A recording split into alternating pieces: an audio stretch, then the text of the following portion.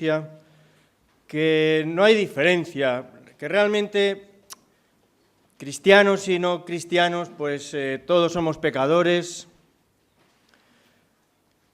que todos tenemos que arrepentirnos por igual, que participamos de la misma condición. Leí hace poco incluso que debemos arrepentirnos, los hijos de Dios, no solo de nuestras malas obras, sino aún incluso de las que consideramos buenas. Y todo eso es verdad, pero no es toda la verdad. Así que esta mañana vamos a ponernos un poquito teólogos y vamos a pensar, intentando encontrar equilibrio en cosas que son importantes y que a veces, si solo subrayamos una parte de la verdad, pues eso se puede desequilibrar. Es cierto que toda la experiencia del cristiano y toda la relación del cristiano con Dios está basado enteramente en la cruz de Cristo y en la gracia de Dios.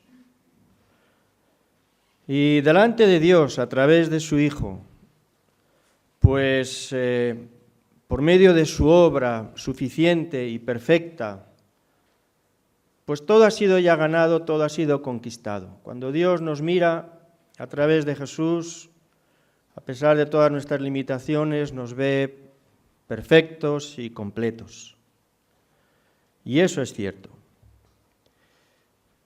Pero es igualmente cierto el llamado permanente de Dios a sus hijos a la santidad. Y es igualmente verdadero el poder del Espíritu para transformar nuestras vidas. Lo que ya somos para Dios a través de Jesucristo, debemos llegar a serlo en nuestra experiencia diaria. Esos dos elementos se complementan y es importante recordar los dos, pero no solo uno de ellos. Así que si esta mañana me gustaría invitaros a considerar acerca de estas cosas, lo que clásicamente llamábamos eso de las buenas obras, y que no es un nombre del todo exacto, pero bueno, luego lo vemos.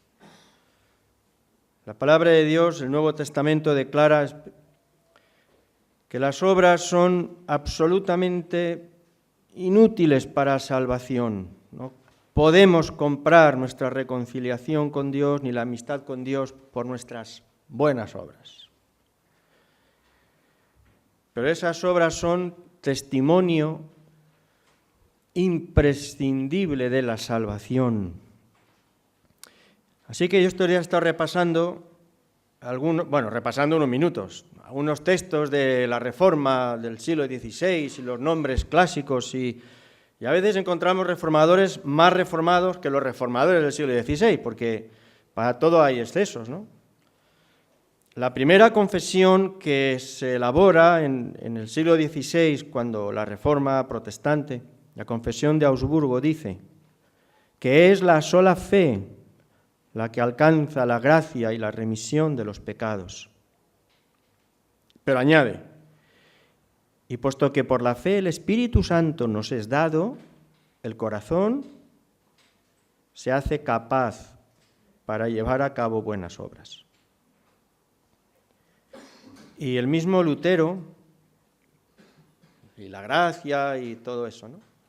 El mismo Lutero, apenas después, en 1517, digamos, es el inicio de la Reforma. 3 años después, en 1520, escribe un tratado con este título, Las buenas obras. Eso lo he vuelto a leer esta semana porque es cortito y se lee fácil.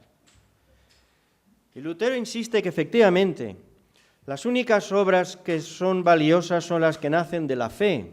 Cualquier otra cosa no son más que intentos de hacer méritos y ganar puntos delante de Dios, eso es inútil. Pero el mismo Lutero añade también que allá donde la fe está presente, la vida es transformada y las buenas obras aparecen. Y Calvino, en ese texto magno de la Reforma, de la institución de la religión cristiana, dedica nada menos que 6 capítulos a hablar una y otra vez acerca de ese proceso de transformación de la vida, visible a los ojos, una realidad de una vida que cambia. No solo que a los ojos de Dios parece distinta, sino que en el poder de Dios va siendo transformada. Y utiliza expresiones que quizás pocos lo asociarían con él, pero que están presentes, ya digo, en páginas y páginas de ese texto. Y él insiste que la restauración de la persona no se verifica en un momento, ni en un día, ni en un año, sino que Dios incesantemente va destruyendo todo lo que es corrupción y maldad y poco a poco, un proceso, los va purificando. Eso es el proceso de santificación. Y esta lucha, dice, no cesará hasta la muerte. Es decir, que hay una realidad, esa reconciliación con Dios que toda persona necesita, no la podemos conquistar, no la podemos comprar, no la podemos merecer. Pero allá donde Dios se hace presente por la gracia de Jesucristo, la vida es transformada. Y es bueno subrayar lo primero y es necesario subrayar lo segundo, porque si no, todo eso queda en un plano muy confuso. Siglos después de la Reforma, el siglo pasado, hace 70 años, un teólogo, precisamente un teólogo luterano alemán, escribió un texto sobre estas cosas que se ha terminado por hacer muy famoso. Y él hablaba del precio de la gracia. Y hablaba, precisamente en ese contexto tan de la Reforma, hablaba del cuidado que debemos tener de no utilizar un concepto tan noble como el de la gracia de Dios o una verdad tan sublime como lo del amor incondicional de Dios como una especie de coartada para cualquier forma de negligencia espiritual, para cualquier justificación y cualquier coartada de una vida perezosa en lo que tiene que ver con la transformación de nuestro vivir. Por eso hablaba de la gracia barata, una invocación de esa verdad preciosa de la gracia que lo que hace es paralizar el seguimiento de Jesús y que lo convierte en una coartada para la vagancia espiritual, lo que ya somos en el Señor, lo que Dios ha hecho. Todo es gracia. Y olvida que allá donde la gracia es real, donde la presencia de Dios es real y donde el Espíritu de Dios está presente, la vida se transforma. De modo que, cuidado, todos somos pecadores, todos somos imperfectos, pero nosotros estamos en un proceso de cambio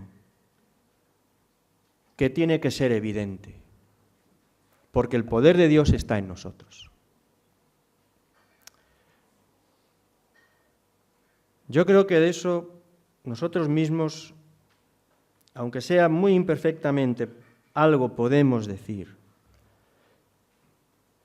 Entre los textos que cantamos hay uno que a mí siempre me conmueve. En algún momento dice, ya no soy lo que fui.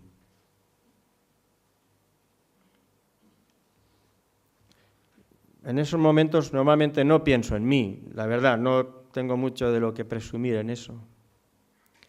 Pero sí pienso en hermanos, hermanas que conozco y en los que evidentemente la gracia de Dios, que es gracia salvadora, también se muestra como gracia transformadora.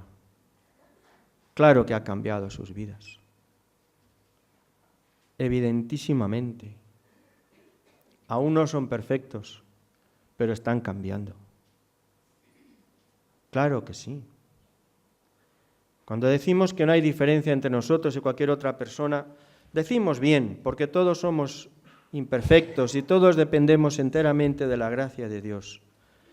Pero si de alguna manera utilizamos esa expresión para justificar nuestro descuido en el crecimiento espiritual, nuestro abandono del desarrollo del carácter de Cristo en nuestras vidas, estamos haciendo mal, estamos tomando el nombre de Dios en vano. Esa no es la idea del Evangelio.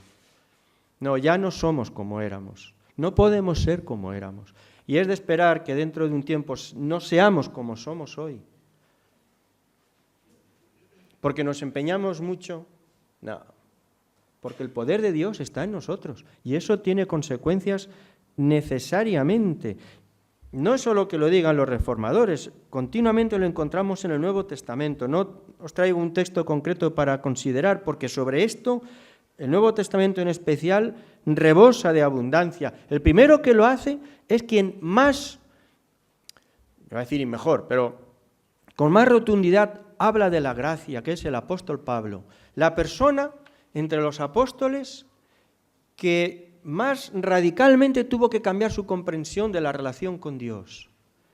De un hombre defensor de la ley a un hombre conquistado por la gracia de Dios.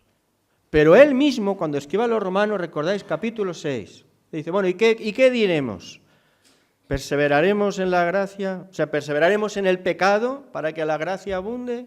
¿Es eso lo que queremos decir?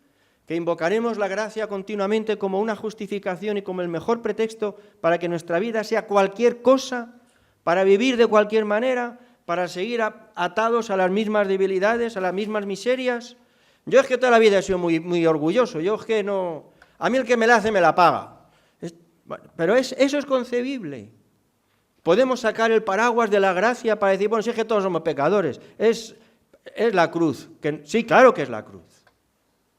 Y es el poder de Dios por su Espíritu para tomarnos, no importa dónde estemos, pero para levantarnos y sacarnos de ahí, no para permanecer igual. Esa invocación de la gracia que es malbaratada en la manera en que se utiliza cuando se quiere utilizar para justificar cualquier forma de vivir. El amor de Dios es incondicional. Efectivamente. Eso no quiere decir que Dios se agrade por igual cuando vivimos una vida que le honra que cuando vivimos una vida que le avergüenza. Eso es manipular un concepto sublime. ¿Qué diremos? Dice el apóstol Pablo entonces. ¿Perseveraremos en el pecado para que la gracia abunde? Y le dice, pues en ninguna manera. Porque hemos muerto al pecado. ¿Cómo viviremos en él? A veces estas invocaciones a una vida transformada se le llama despectivamente perfeccionismo o moralismo. Y a veces aún en algunos púlpitos toda esta invocación a este proceso de transformación de la vida, de santificación, y de bueno, eso otra vez, ¿no? Pues si ya Cristo lo conquistó todo, si ya lo somos todo en Cristo. Estas invocaciones es una forma de ese anhelo de perfeccionismo que está en el corazón del hombre, el corazón orgulloso. No, Señor. Es la respuesta obediente a la llamada de Dios a una vida transformada efectivamente. Eso lo llama el Nuevo Testamento santificación. Y todos los movimientos de santidad que se han dado a lo largo de la historia de la Iglesia han insistido en este mismo principio. Movimientos también a veces descalificados. Pero lo que Juan Wesley, por ejemplo, en el siglo XVIII levanta es la bandera precisamente de esto, de que el amparo de aquello que ya somos en el Señor Jesucristo por su gracia no se convierta en pretexto para vivir de cualquier manera. Y es lo que de nuevo recordaron los hermanos moravos. Y lo que los movimientos de santidad han recordado al pueblo de Dios generación tras generación, siglo tras siglo. Que aquello que la gracia de Dios nos ha regalado está llamado a convertirse en experiencia real en la vida de los hijos de Dios. Ahora hablaremos de eso por el poder del Espíritu. El apóstol Pablo, escribiendo a los Colosenses, capítulo 3, haced morir lo terrenal en vosotros. Cuando nos ponemos así exquisitos en lo teológico, siempre se combina esas expresiones que aparecen en tiempo indicativo y otras que aparecen en tiempo imperativo. Lo que somos en el Señor Jesucristo y lo que debemos ser. Lo que ya somos en el Señor y lo que estamos llamados a ser. Sois luz, dice el apóstol, sois luz en el Señor. Lo sois. Andad como hijos de luz. Sed, ya rizando el rizo, sed lo que ya sois en el Señor. haced morir lo terrenal en vosotros, habiéndoos despojado del viejo hombre con sus hechos y revestido del nuevo, el cual, conforme a la imagen del que lo creó, a la imagen de Jesús, al carácter de Jesús, se va renovando. Proceso de nuevo, ese proceso de transformación de la vida. No podemos ser igual. Y celebramos infinitamente la misericordia de Dios, pero no nos aferramos a eso como un pretexto para cualquier forma de negligencia o de descuido espiritual. El apóstol Santiago, ya sabéis, la fe, si no tiene obras, es decir, si no se expresa en vida, está muerta. Y el apóstol Pedro exhorta siempre ese sentido de exhortación permanente, ya, baste ya el tiempo pasado para vivir como los gentiles, es decir, como aquellos que no conocen a Dios, ya está bien, para vivir de esa manera ya lo hicisteis un tiempo, no conocíais a Dios, de acuerdo, pero ya se ha acabado. Y en el capítulo primero, de la primera epístola, sed santos en toda vuestra manera de vivir. No sed beatos ni cosas de estas raras, ¿no? Sino esa experiencia de transformación de la vida a la semejanza de Jesús. Y el apóstol Juan, el apóstol tierno, el apóstol del amor, el apóstol que se expresa siempre con tanta dulzura, capítulo 2, versículo 6, el que dice que permanece en Cristo debe andar como Él anduvo. Así debe ser. Ese sentido imperativo de la exhortación. Qué precioso vivir en el Señor y ser en el Señor y serlo hasta la eternidad, más allá de todas nuestras limitaciones, todos nuestros tropiezos, todas nuestras imperfecciones. Y al mismo tiempo, qué estimulante esa expectativa de transformación a la que somos llamados por el Señor, que también está presente en la Escritura. Somos imperfectos, es verdad. Tampoco creo que haya que fustigarse en exceso, ¿no? Podrida llaga, en fin, no sé. Bueno, vale, de acuerdo.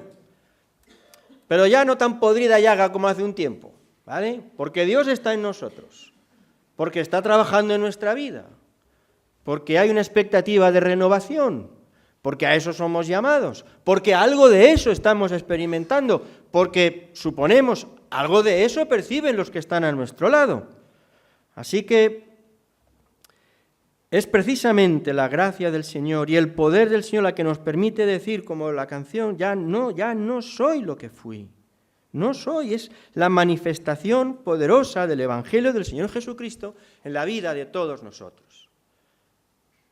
Así que declaramos lo uno y nos afirmamos en lo otro. No lo llamemos obras, al final tiene un sentido que ya no sé muy bien lo que quiere decir, pero llamémoslo renovación. Es el elemento poderoso del Evangelio. Si alguno está en Cristo, nueva criatura es. Lo es en un sentido porque cuando la forma en que Dios nos mira es una manera gloriosa a través del sacrificio de Jesús. Pero no solo eso, es la experiencia de la vida. Las cosas viejas pasaron y ahora todas son hechas nuevas. Y en un sentido están siendo hechas nuevas. Y en ese proceso, cargado de esperanza, vivimos. Os lo he comentado muchas veces. A mí me parecía, cuando le escuché, un ejemplo muy bonito de esto, muy sencillo. Os he contado de una hermana que conocí hace tiempo y hablando un día me contaba de cómo cuando sus padres fallecieron, los hermanos hicieron un reparto de la herencia, eran un buen número de hermanos, la engañaron, la dejaron sin nada. Entonces, Y ella me explicaba, pero contando más bien esta cosa, que no su experiencia de fe, pero me dijo, dice, mira, y entonces me di cuenta de que era creyente, porque les pude perdonar. ¿Os dais cuenta? Claro que sí, claro que hay un cambio, necesariamente. No, señor, no podemos ser igual de miserables que hace un tiempo, y mañana no podemos ser igual de mezquinos que lo somos hoy. ¿Pero por qué? ¿Por qué hemos de esforzarnos mucho? Porque si no somos muy buenos el Señor no se agrada. ¿Por qué hemos de...? No, nada de todo eso. No va por ahí, efectivamente, no va por ahí, pero va por otro sitio. Si leemos en la epístola a los Gálatas, lo tomamos como referencia, no es el único texto, pero la epístola a los Gálatas, la epístola de la libertad, la epístola de la gracia, la epístola de todo aquello en lo que el apóstol Pablo insiste como probablemente en ninguna otra epístola, de lo que el Señor Jesucristo ha ganado para nosotros por su sacrificio para reconciliarnos con Dios.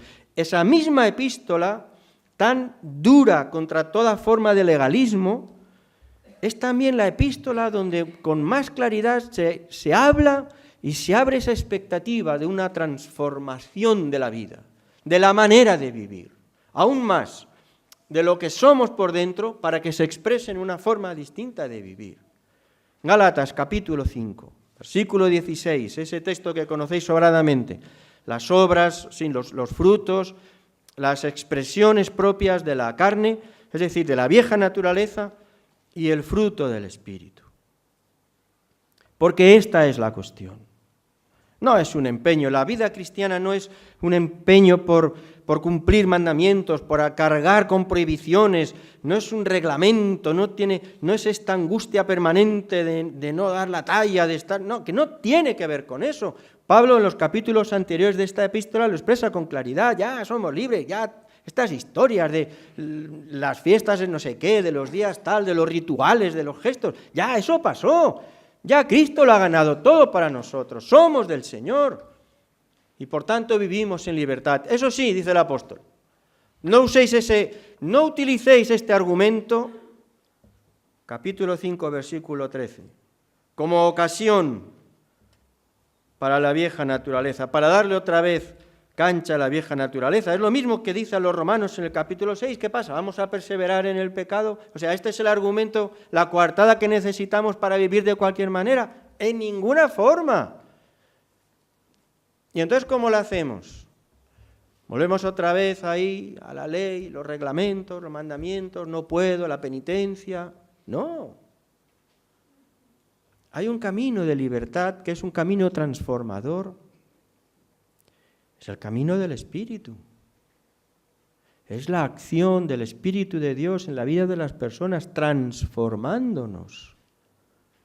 Y hay que aceptar ese desafío. Capítulo 5, versículo 16. Andad en el Espíritu. Y no satisfagáis los deseos de la carne. Ya sabéis, en griego la idea aquí no se refiere al cuerpo, se refiere a esa vieja naturaleza alejada de Dios y rebelde. Porque el deseo de esa vieja naturaleza es contra el Espíritu y el del Espíritu es contra esa vieja naturaleza y los dos se oponen entre sí. Pero si sois guiados por el Espíritu, entonces hay libertad, no estáis bajo la ley. Y los frutos, las manifestaciones propias de esa vieja naturaleza, pues ya lo sabéis, dice el apóstol. Toda forma de basura y de miseria, ¿no? Adulterio, inmundicia, idolatría, enemistades, pleitos, celos, iras, contiendas, envidias, homicidios, cosas así.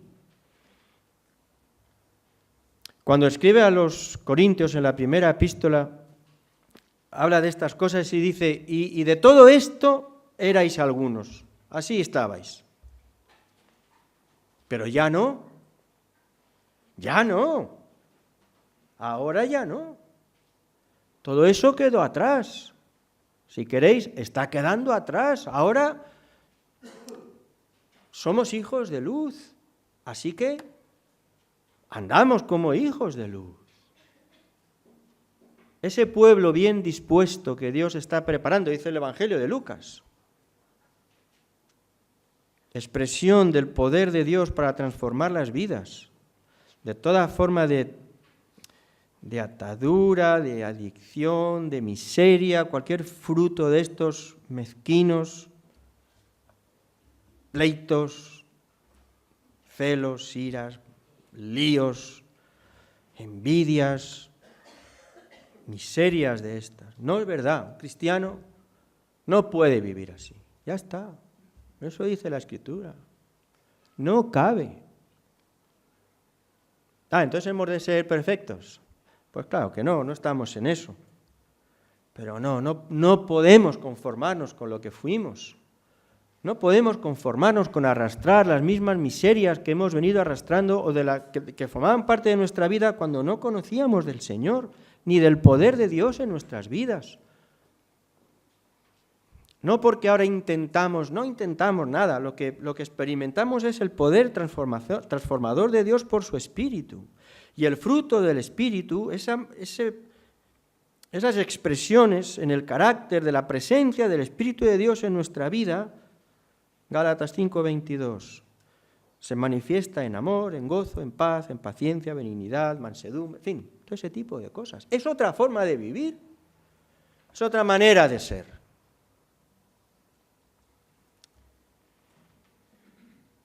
La palabra de Dios declara que cuando abrimos a Dios nuestra vida, no simplemente es que creemos ciertas verdades, sino que el Espíritu de Dios habita en nosotros. El lenguaje aquí siempre es complicado, ¿no? Porque estas cosas espirituales, pues es difícil de explicar en términos así racionales o intelectuales, pero es verdad. En alguna forma, cuando abrimos nuestra vida a Dios, cuando reconocemos que hemos sido rebeldes, que hemos ido a nuestra manera y todo eso, y que necesitamos volvernos a Dios y dejar que Él tome el control de nuestra vida, cuando nosotros damos este paso, la palabra de Dios declara no solo que ahora estamos en la verdad y creemos cosas que son verdad, sino que el Espíritu mismo de Dios habita en nosotros. Y esa es la fuente de la transformación de nuestro vivir. Dios mismo actuando en nosotros. La primera epístola a los Corintios, ¿recordáis? Ignoráis que vuestro cuerpo es templo del Espíritu Santo. De alguna forma vosotros acogéis a Dios mismo, que está en vosotros. Y eso lo que significa es que nada menos que el Dios Todopoderoso actúa por su Espíritu en nuestras vidas. Y eso es lo que permite hacer visible ese proceso de transformación y de renovación de nuestra manera de ser y nuestra manera de vivir. En un proceso incompleto, en un proceso inacabado, en un proceso que ni siquiera es lineal, a veces tiene sus vaivenes y sus retrocesos, sí, pero es un proceso real de cambio y de transformación, de lo que éramos a lo que estamos llamados a ser. ¿Y qué estamos llamados a ser? Pues como Jesús. Ese es el modelo. Como quien toma un pedazo de mármol en bruto, que pegote ahí, que no se sabe lo que es, y progresivamente va cincelando y va modelando una figura que va tomando un perfil concreto, cada vez más evidente, que se va pareciendo al modelo. Y en términos espirituales, ese proceso de cincelado de nuestro vivir y de nuestro ser, ese proceso hace que podamos parecernos lentamente, pero de forma visible, al modelo, que es el Señor. Está de nuevo en la epístola a los Gálatas. Es un texto a mí siempre me ha parecido tan sugerente. Capítulo 4, versículo 19. Dice el apóstol Pablo: «Ay, hijitos míos, por quienes vuelvo a sufrir dolores de parto hasta que Cristo sea formado en vosotros. En otras palabras, ¿cuánto me hacéis sufrir? Es lo que está diciendo. Mientras ese proceso se está completando. Pero no somos ya perfectos, pero ya no lo tenemos todo, pero ya no, al amparo de la gracia, todo está ganado. Sí, claro que sí. Y precisamente porque eso es así, hay todo un proceso de renovación concreta, visible, real, que Dios quiere hacer en nosotros, modelando el carácter de Cristo. En esa tensión vivimos, pero el Espíritu de Dios quiere librarnos de ataduras, de servidumbres, de miserias. Y por eso la exhortación del apóstol a ser llenos del Espíritu, a dejarnos llenar del Espíritu de Dios, es una invitación a una plenitud de vida renovada por el Espíritu en semejanza al carácter del Señor. No tiene otro sentido. No hay nada que ganar, no hay nada que merecer, no hay nada que podamos perder, salvo la vivencia real del poder transformador de Dios en nuestras vidas. Así que pretender ser bueno para agradar a Dios, eso sería volver a la ley. No estamos en eso. Y querer imitar a Jesús y modelar nosotros mismos nuestro carácter, eso efectivamente es negar el valor de la gracia y además es frustrante. Pero hay otro camino, y es vivir en el Espíritu de Dios para ser transformados en la semejanza de Jesús. En un proceso que es apasionante.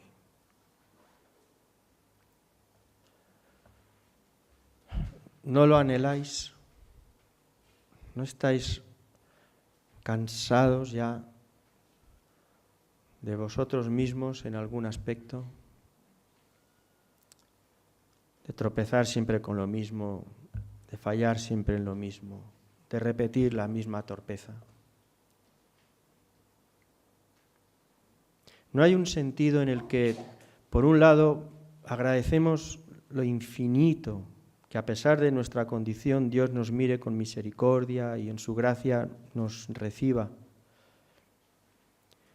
Pero además quisiéramos cambiar, ya no porque Dios lo exija o no, ganemos o perdamos, sino porque es que deseamos, nos gustaría de verdad parecernos más al Señor. Nadie tiene que amenazarnos con nada, pero es el anhelo. ¿No sentís eso? Yo sé que sí. Pues aquí es donde entra esta segunda parte de la misma verdad, que es el poder de Dios actuando en nuestra vida por su Espíritu, para experimentar esa realidad poderosa que viene de Dios. Efesios capítulo 3. Qué oración preciosa del apóstol Pablo por los creyentes. Versículo 16. Que Dios os dé, conforme a las riquezas de su gloria, ser fortalecidos con poder en el hombre interior, por su Espíritu, para que habite Cristo por la fe en vuestros corazones, para que se haga evidente la realidad y el carácter de Cristo en vosotros, fortalecidos poderosamente ahí dentro de cada uno de nosotros por el Espíritu de Dios. A ese proceso es el que el Nuevo Testamento llama santificación y al que el Señor nos llama. ¿Recordáis? En la epístola a los Efesios también, después de esas declaraciones tremendas del capítulo 2, de que por gracia sois salvos, por medio de la fe, no por obras. Y a continuación, dice el apóstol Pablo, y hemos sido así creados en Cristo Jesús para buenas obras, para otra vida, para otra manera de vivir. Ganados por misericordia, ganados gratuitamente, reconciliados por la sola gracia de Dios en Jesucristo, para ser distintos, para vivir de otra manera, para parecernos a su Hijo.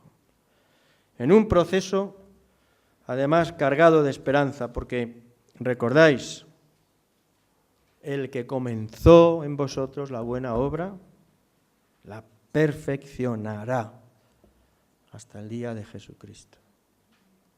Hay un proceso renovador que no hay forma de detener. Lo que anhelamos es precisamente eso, que sea real. Y para que sea real lo que decimos es: Espíritu Santo, ven, en un sentido, ven, aquí está, ¿no? Está en nosotros, dice el apóstol. Espíritu de Dios actúa. Espíritu de Dios transforma, modela, renueva, restaura, despierta. Espíritu de Dios vivifica. Llénanos de ti. Amén.